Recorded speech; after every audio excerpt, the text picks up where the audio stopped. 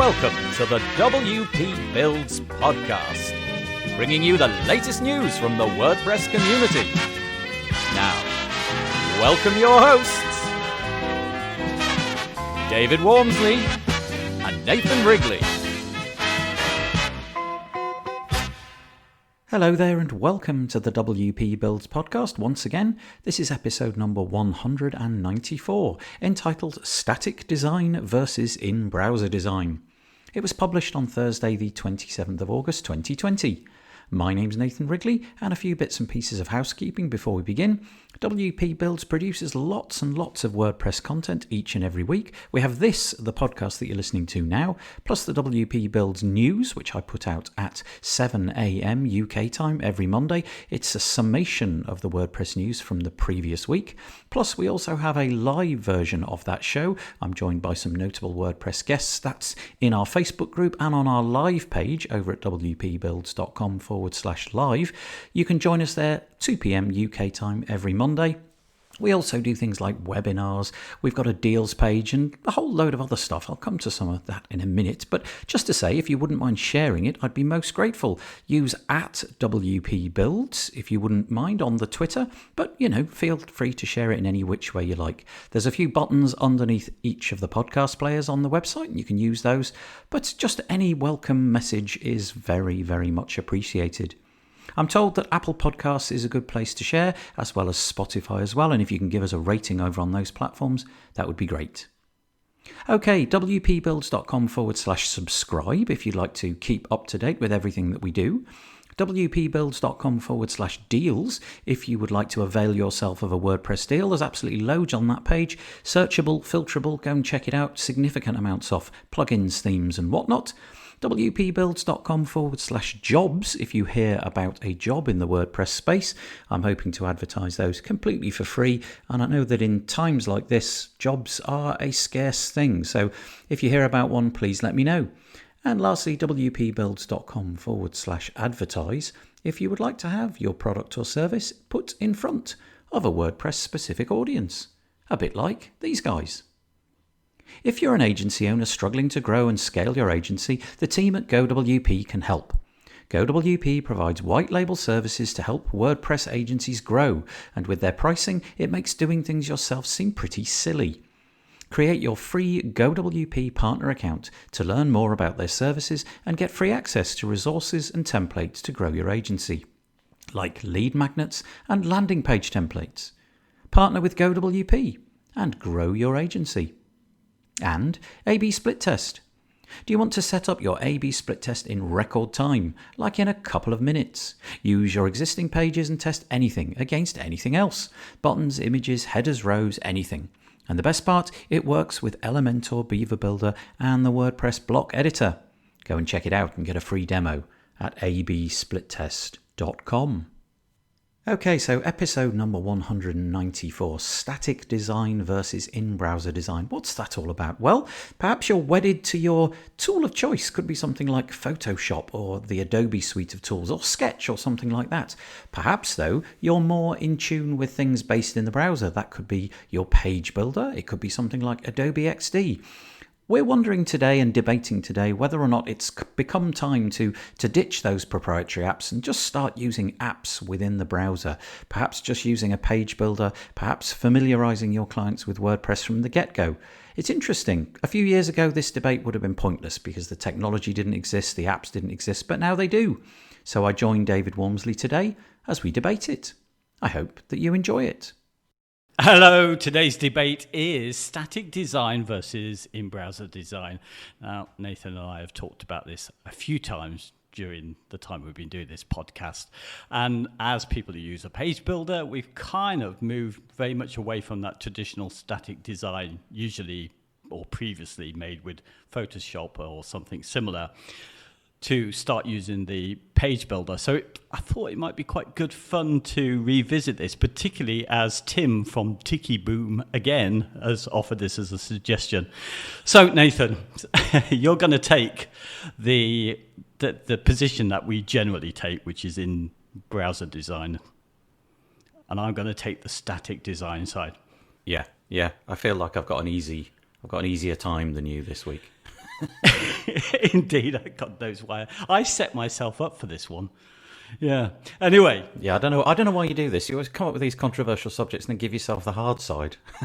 I know. But things have moved on. And I think this is why it's worth revisiting, because we're a little bit stuck in the past because we're not designers and we're not up to speed with all these new interactive prototyping tools that are out there, particularly Adobe Xd.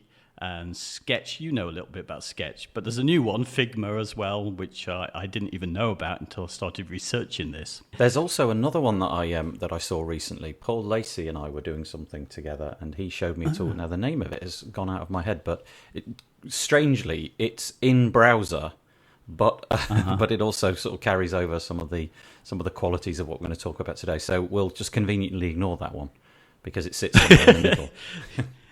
Yeah, these are kind of, I think Adobe Xd is online, so effectively you can kind of prototype and get an online experience.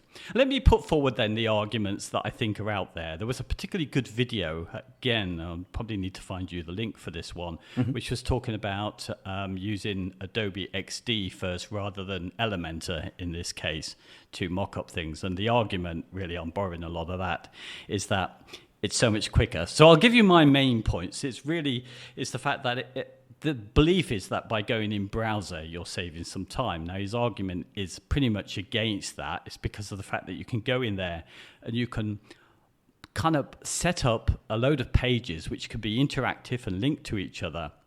And rather than with, say, WordPress or Page Builder, you would need to make sure you knew the sizes of your images before you uploaded them, because you would need to change them all again, and that's a big hassle if you have to go and remove all of those images from your media gallery because you've decided to change your mind. Same with fonts as well. You can try out different fonts very quickly, set up all these different boards and design things. And also is that if you're working with the client, they can see things. You can set up some art boards, some mood boards, or whatever you like to call them, or some wireframes first. You can quickly revert back to a design that they liked earlier, so they have a change of mind. You can't do all that kind of stuff on a page builder so easily. You can't kind of show them a range of things and move things so speedily as you could do on something like Adobe Xd. That's kind of the main point, I guess. Yeah, I suppose the thing that just comes to mind straight away for me is just the fact that you've got to relearn. Oh, I say relearn. I mean, you've got to learn another tool. And in the case of something like, in my case, Photoshop is just it's a miasma. You know, if I go in there, I've basically now forgotten what every tool does. And whilst at some point in the distant past I used to know what quite a lot of it did, I've kind of forgotten, and that knowledge has just slipped out of my consciousness. And so for me, it would be a question of relearning. So I think that's the biggest impediment. Nobody can deny that the stuff that comes out the other end looks fabulous. And if you've got the process and you know the keystrokes and you understand how to move things around and crop things and all of that stuff, then it's fabulous. But the impediment for me is simply more time learning another tool. And the problem, I think, is that there's always another tool. You know, you mentioned Adobe Xd, which is relatively new. Presumably there's a learning curve to that. I guess if you're in the Adobe sphere of influence, there's probably similarities and, you know, icons that are similar and understandable if you use Photoshop and so on. But then, you know, you might be beguiled by Sketch or Figma that you mentioned, and then suddenly you've got to learn all those again. So I think that's my primary reason why I stay in the browser. You're right, it is a time suck. Everything that you described is true. You know, uploading the images, which then need to be removed and cropped and all of that stuff, correct. But it's just the time from learning a new tool. And some of these tools are careers in themselves. You know, I don't think anybody could deny that Photoshop, if you get truly brilliant at Photoshop, that's a career. Yeah. So the argument really for in browser is, you know, you're a bit shoddy with your work, go in browser.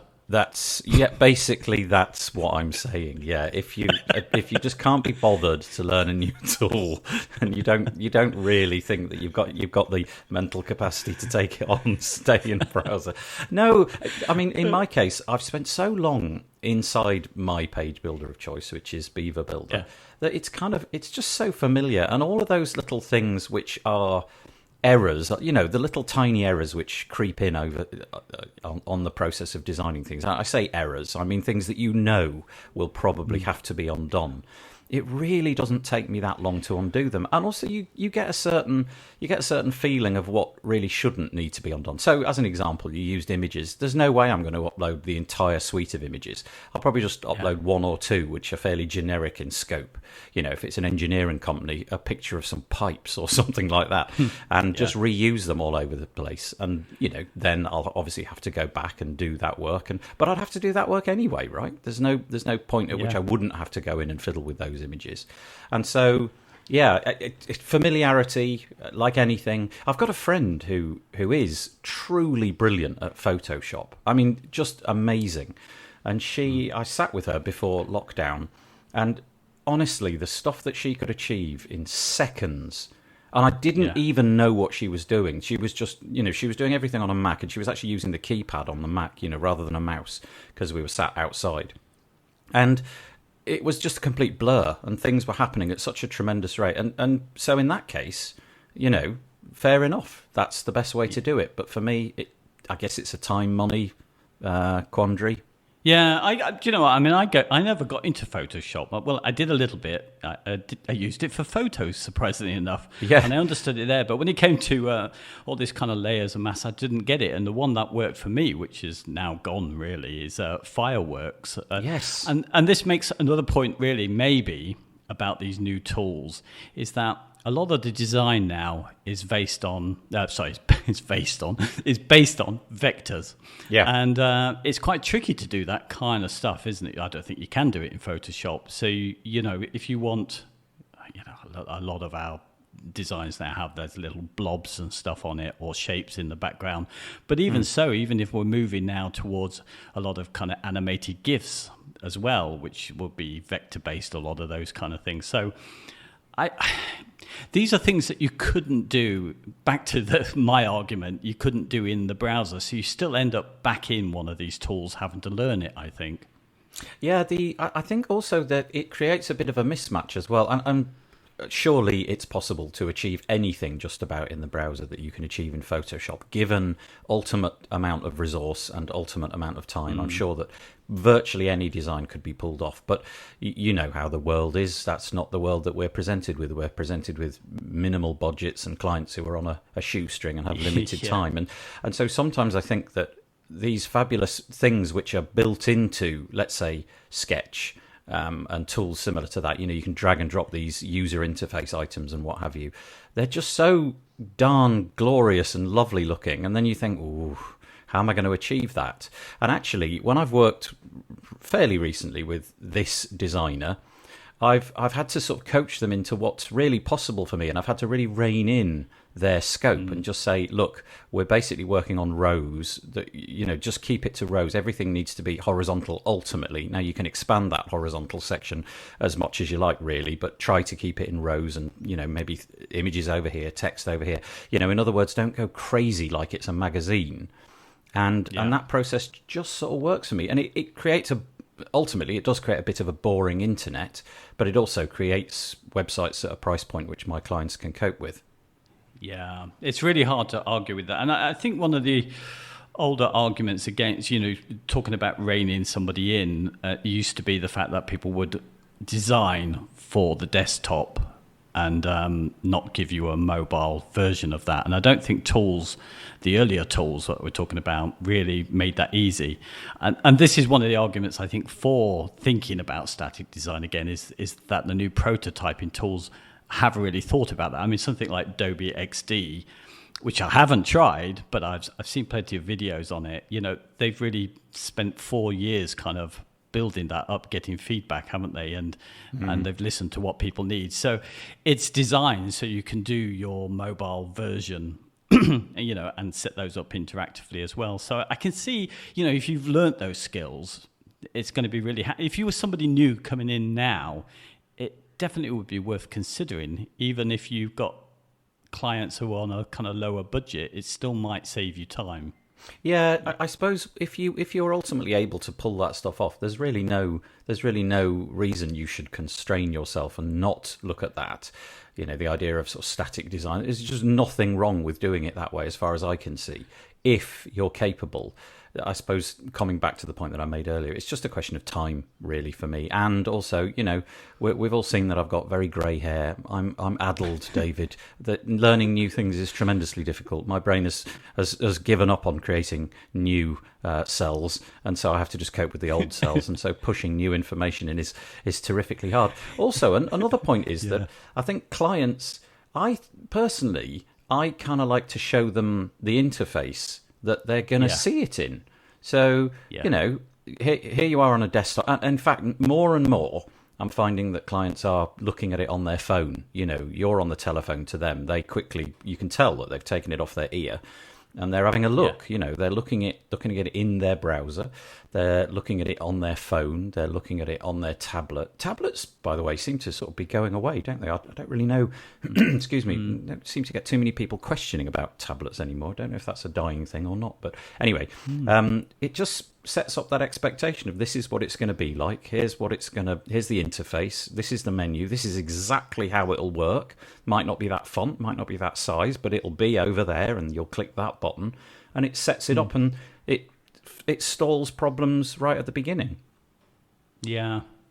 Do you know what? Just to counter your argument about learning all the new tools and the time that you need to put into that, my old colleague, who I got most of my work from, her practice was to just knock somebody up very quick, and it was very basic looking on some, I don't know what tool she used. It was an early serif your tool, not like the new kind of modern ones. And that's what she would send over. So most of the clients were on a budget there, and she would send over this real rough mock-up with roughly the fonts she was going to use, the colours, some sort of box areas with a few photos in, and some gobbledygook text just to give an idea and get a sign-off on that. I mean, it literally would have only taken minutes to do it, maybe 15, half an hour at the most to do that, to get a sign-off. And that kind of worked, and it used to surprise me a little bit because, I had to make this work responsively, and she hadn't always thought about that, so there was a bit of an issue. But I thought it was a great way of getting, if they accepted that and let us get on with it, then we could get on with our work and get that out of the way. So there is some merit to that, and that didn't, she didn't require any real technical skill to do that. I mean, anybody could easily knock that up on one of the online programs that there are around at the moment, Yeah, and again, if she could do that in a matter of minutes, that completely demolishes my argument about learning things and what have you, which again is fine. It is interesting though. It brings to the front of the debate that the whole point of what you're doing this for, and that is, if you've got a client who literally, if you can perceive in advance, and I know you can't, but if you could work out in advance that they just don't care about these mock-ups. They're just not that interested. They're just not that kind of... Then, in a sense, you could just sidestep the whole thing and just get on with the website and present them with more or less the finished article, and they might gripe a bit and moan. But I've definitely had that swing in both directions. I've had people where I've done all the mock-ups and it's pretty clear that was an absolute waste of time because they've just not interacted with it. Their immediate reaction is, well, why is it all the wrong colour? And why aren't the images in the right place? I've sent you all the images. Where are they? Oh, okay, that's not what this is about. And they just want to see the finished article. So I've had those, and then I've had other people where I thought that they didn't really need the mock-ups. I showed them, they were disinterested, and then I got to the point of doing the actual website, and then they fretted about every single detail. One pixel alignment incorrect with images, and the font being one pixel too large compared to something that is off the viewport, but still on the same page, that kind of thing. So it swings and roundabouts. You got to work it with your client, I guess. Yeah, I completely know that, and I do think you're right. I mean, I think the people used to kind of early sign off on Maria's early mock-up that she did, my colleague. they could go either way. Mostly it was the fact that he just wanted you to get on with it, and they weren't at that point that interested. And whether they became interested at a later stage, they had to have something to criticize first up there. Right. So right. It helped a little bit in the sense that you would get this first idea about what they were expecting, so you could move on and get there. But you didn't know how it was going to work out later. But an argument maybe for the static design first is the fact that if you need to control that process before you start building, I mean, that's tradition, isn't it? Because it used to take so long to build before Page Builders. You had to do the static design to get the commitment so you didn't waste the time. Maybe there's still an argument for that, and an argument for still going down that route if you can with clients. I mean, if they bypass it, that's another thing, but still having that in your toolbox to say, well, let's do this as a design where we'll get, your branding and layout, your architecture and everything sorted on paper before we start building it. It still might be a good way of getting them to focus early if they're the type of person who is going to be very particular later down the line. Because if they are, then you've not saved yourself money, have you? If you happen to... Yeah, that's a good argument. Have you in your... And I know your business model is different to mine in that sense, but do you offer the capability to have, let's say, a different set of mock-ups made? So going back, I don't know, 5, 6, 7 years before I was touching a page builder, this was crucially a part of the process. I would always have some kind of design done, and it was usually in Photoshop, which was then flattened into a PDF or something like that so the client could look at it in their own time. And I would offer as many of those as they wanted, So I would say, right, we can do one for you. That's the bare minimum. But if you want a completely different one, I'll get a completely different designer to do exactly the same amount of layouts, the About Us page, the contact form, the home page, whatever. But you'll have to be charged twice. And I've had clients who've done that 2, 3, 4 times and then picked, they had enough money that they wanted to really get a whole suite of different ones. They paid for it, they were happy with it, and then ultimately they just picked one.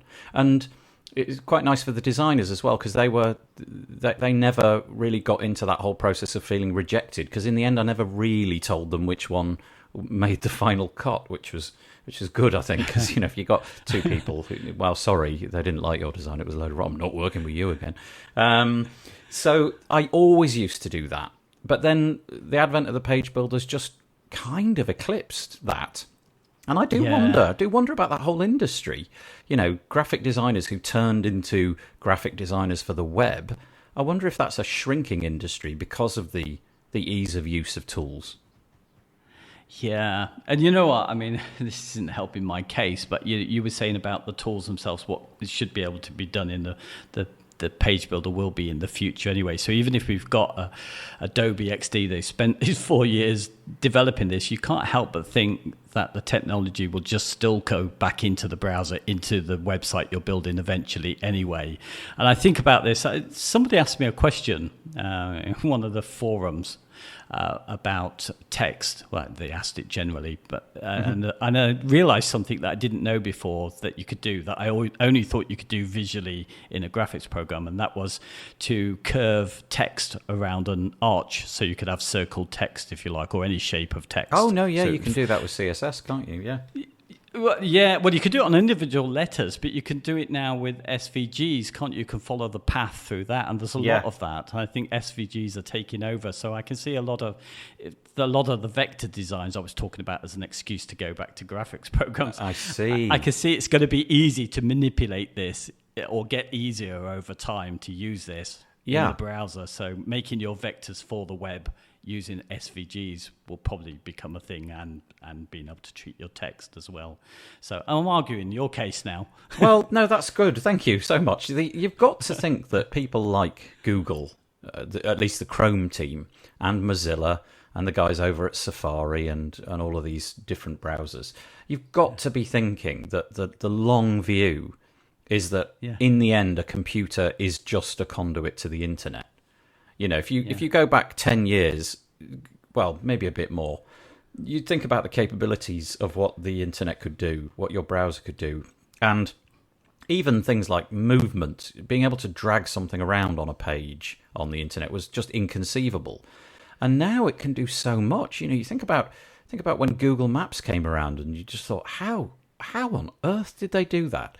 And now it just seems like trivial stuff. And you've highlighted all these recent technologies. I've got a suite of, I'm going to call them sort of Adobe Photoshop replacements. I mean, they're fairly poor relations, but in browser things, I'm thinking of Stencil and Canva, and I've got one called Pixteller, and they can do quite a good job of heavy lifting. I mean, they can't do everything by any stretch of the imagination, but you've got to think that the aim of the browser manufacturers is to make the browser capable of doing all of those things. And I don't know how long down the road that'll be. Maybe it'll be another decade or more. But Google especially has real skin in the game here because of their Chrome OS offering, which I know is being adopted like wildfire in schools. All the schools that my kids go to, this is basically the default now. You work on a Chrome laptop. If you want to do video editing or music, the music department and the sort of the art department seem to be still with PCs or Macs because, you just can't do that stuff in the browser yet. But just about everything else, document creation and research and making PowerPoints and all that, it's just done in the browser on Chrome devices. And so there's a generation of kids who are growing up thinking, this is what a computer is. It's a thing which switches on in 3 seconds and connects to the internet, and everything is available via a URL. And so WordPress is sort of going like that as well. You look at the pushes that they're making to give us full site editing capabilities and blocks, which increasingly are looking as if they're going to really collide with the page builder space. Give it another 18 months, and I'm sure there'll be real similarity in the offerings. Then it just makes sense to me to show the client the tool that they're ultimately going to use, because in the end, you're going to be handing this website over to them in the hopes that they can use it. And if they can understand what they're using during the design process and interact with WordPress, that just seems like a bit of a win as well. Yeah, I can't disagree with that. I mean, the way things are going, it is going towards in browser, and even if Adobe offers something which might solve a load of problems now, they're going to be solved in the browser later. I'm sure of it. I'm sure you're right. Yep. But maybe another take on this. Let me go from another angle. So designs are getting very similar. We've said this quite a lot. And isn't it too easy just to follow some of the templates or the things that you've seen online, or what your page builder will kind of push you towards designing if you just stay within the browser? So is there not an argument sometimes to just get out of the page builder offline and start to, I don't know, just look at the problem from a different way? Even the idea of laying out your pages, if it's on a napkin in a restaurant, just thinking differently to how you think when you're online and looking at web pages. When you're online, there's a certain expectation, and it doesn't make you think in a new way about the thing you're designing. Yeah, I completely agree, actually, and I just can't deny that. I guess if you're a designer, it must irritate you massively the way the internet has gone recently. The fairly formulaic design, the way things are laid out, the header with a background image with a call to action, and then some icons of companies that you work with grayed out underneath, and then 3 rows of testimonials, and so it goes. That's totally true. And if I was to pick up a magazine, I confess I don't really do this anymore. That is to say, buy magazines. It's just sort of gone out of my life. I used to do it a lot. It would annoy me if every page looked the same. In fact, I would cease to buy it. I probably wouldn't even purchase it in the first place, And I think you're right. I think it's a shame that sort of stuff is happening.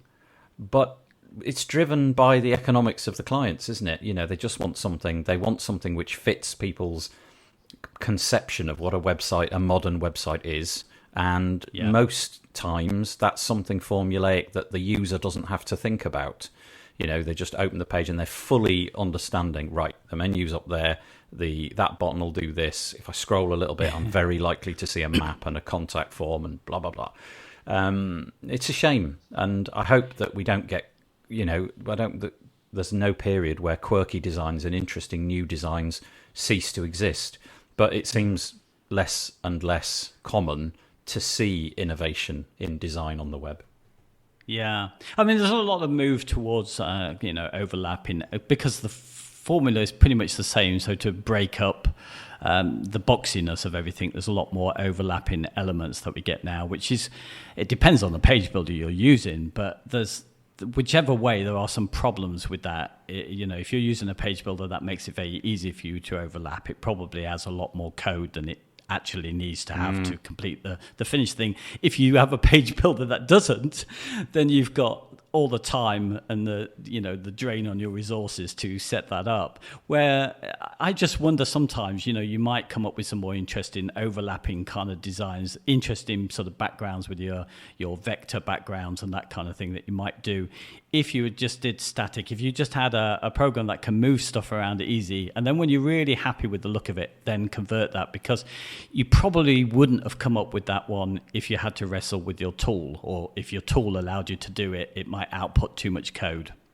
Yeah, it's interesting as well, is in that I've noticed recently, I'm sure everybody's noticed it, it's not just me, that's for sure, a lot more movement on the web. And I know that this is a contentious issue, and a lot of people, especially usability proponents and accessibility, would say that less of that is probably a good thing. But you look at websites like Apple's website, especially when there's a product in play, and the same with, let's say, Google.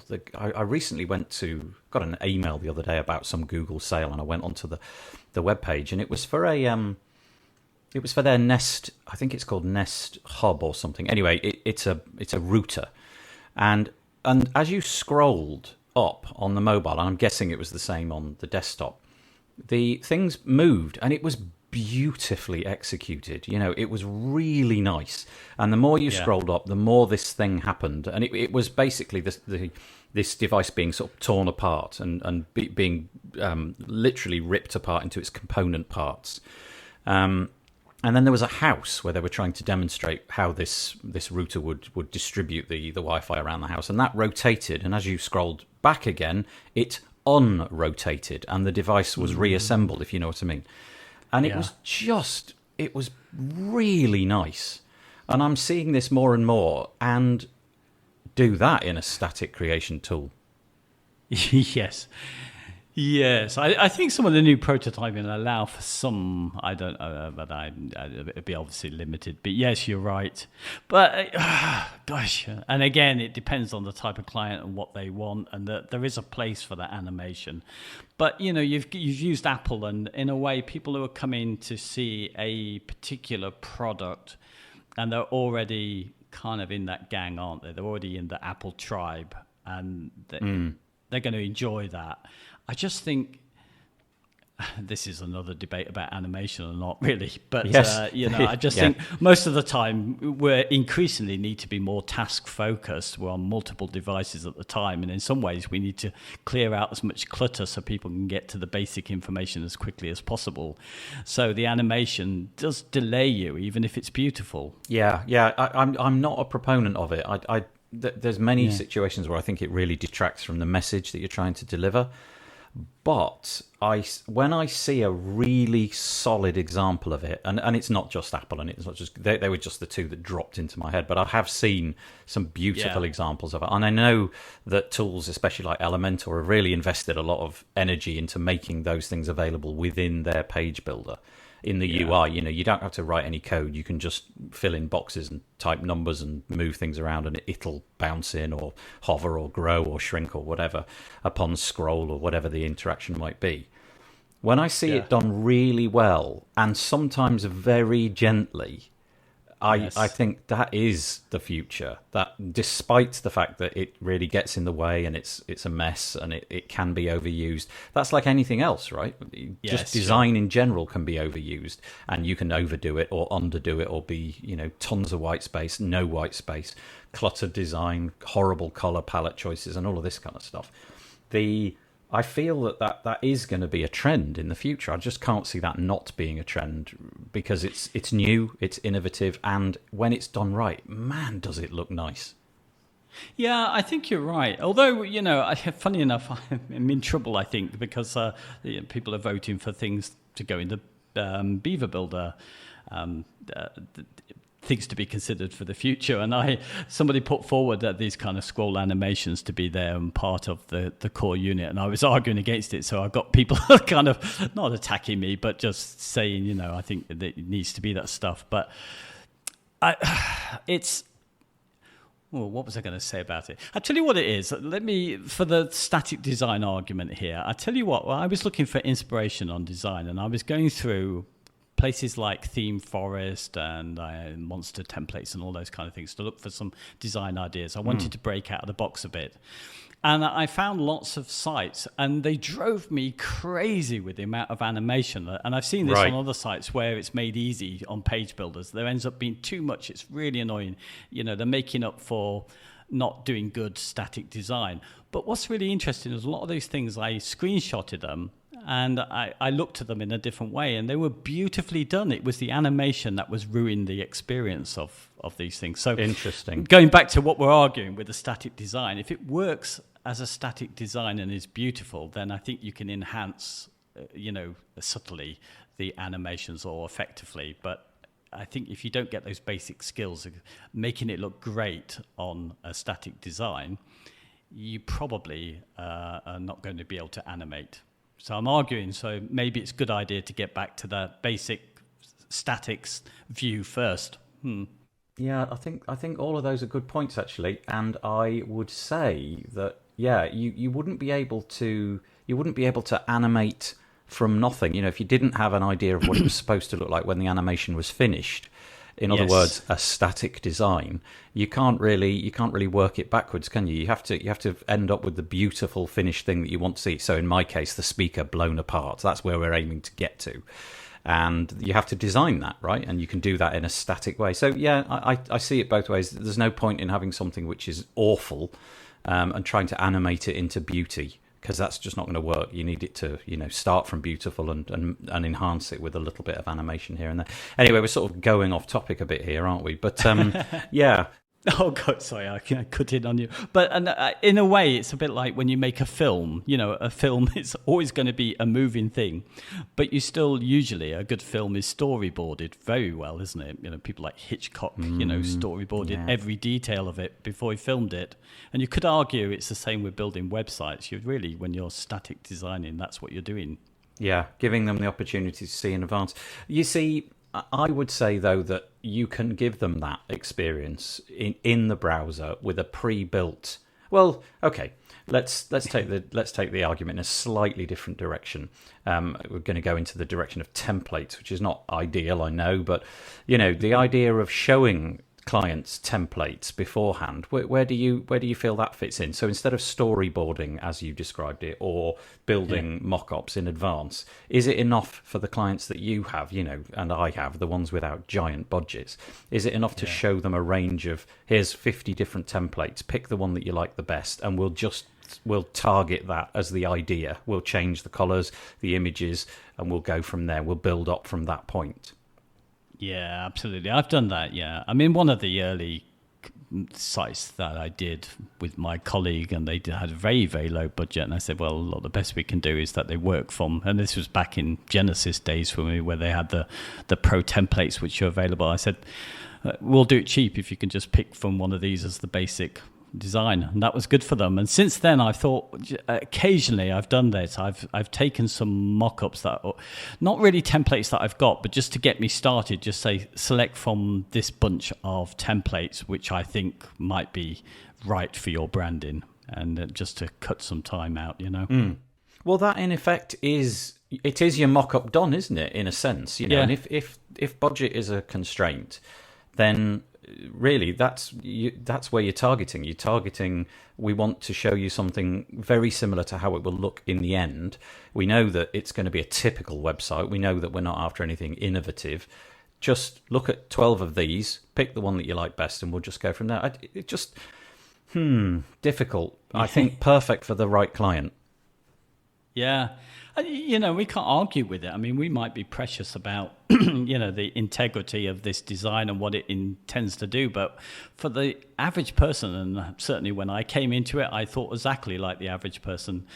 We know why things like Squarespace, Wix and all these sell, because people look at them, they see a moderate selection of templates to choose from. They look beautiful. They just imagine themselves on that template. That's all they want. And that's the same when I came to WordPress. It was exactly that. I was looking at all these themes out there and thought, yeah, that looks quite nice for me.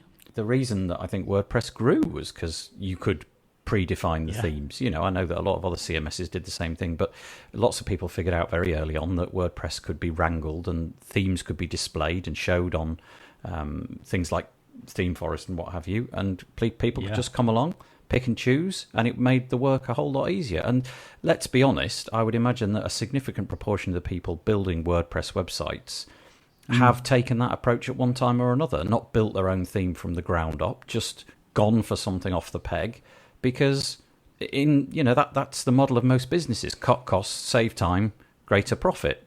Yeah.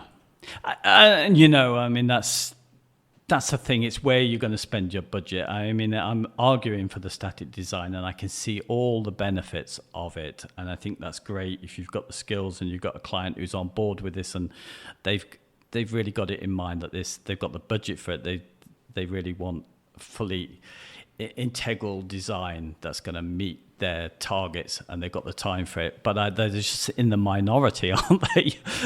The other thing that I was going to say was that there is a case for static design where you're looking more, not so much at the design, but the user journey. Where you've got, let's say you're building something where the functionality and the the way that the user gets involved, that I think is probably a case where there's absolutely no way that you shouldn't mock these things up. Let's say you're building some kind of app or something like that. You need to know what it's going to feel like for the client when they log in. Where do they go to? What's the page that they do next? So I'm coming at that more from the point of view of what is the order of things and where do things sit, as opposed to what the design will look like. And I think there's no way you shouldn't do that. An example would be that I'm working with some people at the moment to build a SaaS app, and that process has been incredibly important. Without it, many blind alleys would have been gone down by me. And it's managed to make me think, okay, well, what if they do this? Oh, no, that's not the intention. Okay, right, stop. Put that page there instead. Make that menu go there instead. And lots of iterations over time. And it's been really important. And it would have been a catastrophe if we hadn't have done that. Yeah. Absolutely. I mean, I did miss out one of the points, I think, about the prototyping tools is that let's say your client needs, I don't know, they need to feature blog posts or something on their home page, or they just need, a blog archive being shown in a sort of different design, or they've got a page that's a shop page or something like that. With some of these new tools, you can kind of just drag in a template of those and then chuck a bunch of images at it to populate it. And I don't think you could possibly do that as quickly if you wanted to set up, even with things like post modules or post widgets or whatever in your page builder, or install in WooCommerce. You're not going to get all that quick data of a mock-up so quickly. And if you wanted to use certain functionality on a site, you might have to install plugins which might bloat out your database that won't be needed later and things like that. So I missed out a couple of those points, I think, for the static design, or at least the new prototypes way of doing it. Yeah, I've seen it again, a bit like you, rather than experiencing it firsthand. I've watched a few videos, and it is literally ridiculous how quickly you can build some of these really nice site designs. I know what you mean.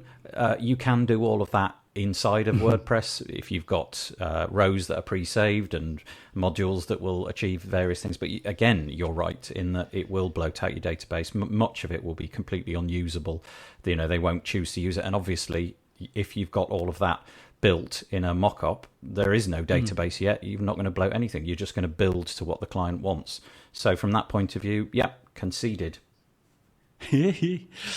But yeah, at the end of the day, I think for us, for where we are, I can't imagine that we will be learning any of these tools, will we?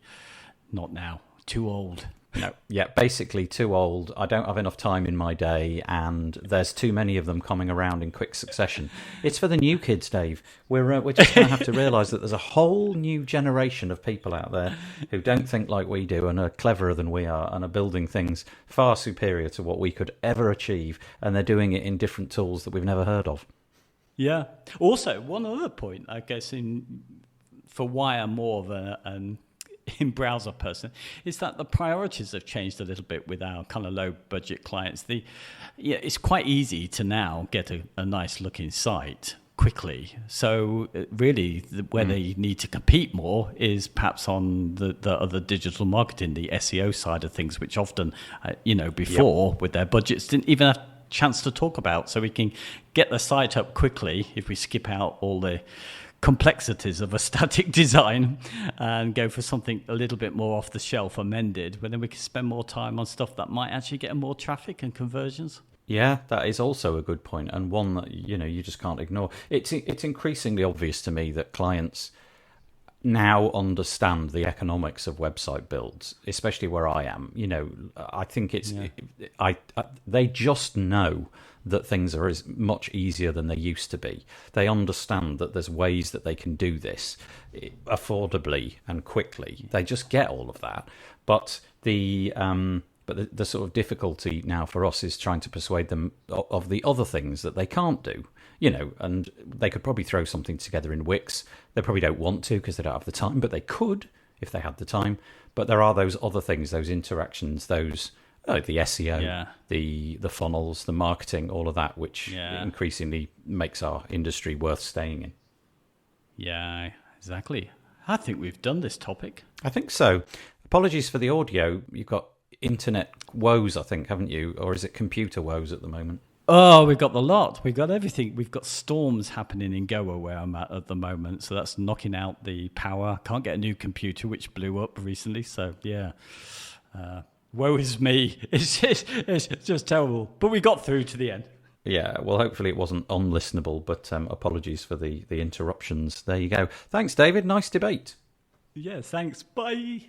Always fun to chat to David Waumsley. We do try to set up a debate so that we're adversaries and we're on different sides of the debate, but sometimes I think, like today's episode, it's pretty clear that we both pretty much share the same opinion. But what do you think? Let us know in the Facebook group, wpbuilds.com/Facebook, or, of course, you could let us know in the post on the wpbuilds.com website. The WP Builds podcast was brought to you today by A/B Split Test. Do you want to set up your A/B split test in record time? The new A/B split test plugin for WordPress will have you up and running in a couple of minutes. Use your existing pages and test anything against anything else. Buttons, images, headers, rows, anything. And the best part is it works with Beaver Builder, Elementor and the WordPress block editor. You can check it out and get a free demo at absplittest.com.